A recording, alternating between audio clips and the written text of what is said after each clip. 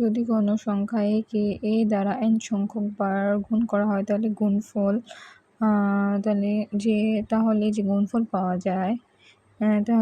গুণফল পাওয়া যায় তাকে a এর n-তম ঘাত বা শক্তি বা সূচক বলা হয়।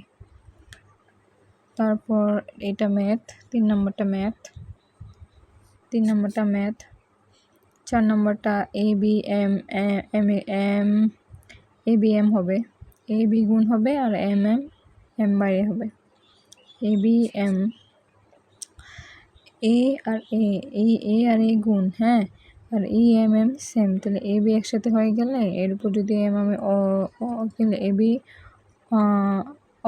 অল ওভার M দিই তাহলে EMটা A এর উপরে থাকবে, EMটা B এর উপরেও থাকবে। তাহলে ABMM এর হচ্ছে ABM। তাহলে log A এর মান কত? log A এর মান হলো 1।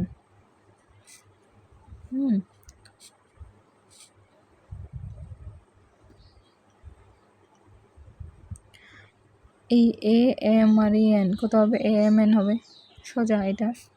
তারপরে এই A আর AM মাইনাস N হবে, AM মাইনাস N। তারপর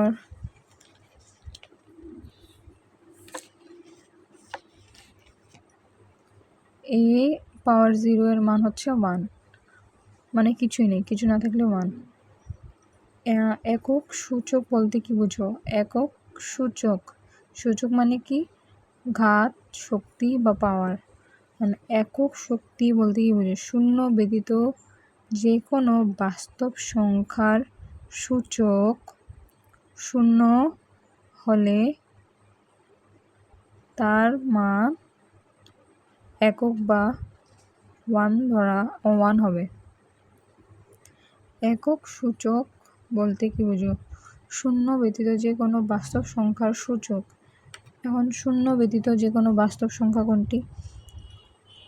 একক সূচক। শূন্য ব্যতীত যে কোনো বাস্তব সংখ্যা 1 2 3 4 5 6 7 8 9 বা 11 12 যত হোক, যেই সংখ্যাই হোক, তার উপরে এই সূচকটা তো এই মনে করে এর জায়গায় কোনো সংখ্যা বসবে, এই সংখ্যার উপরেই তোমার 1 বসবে বা যে কোনো সূচক বসবে।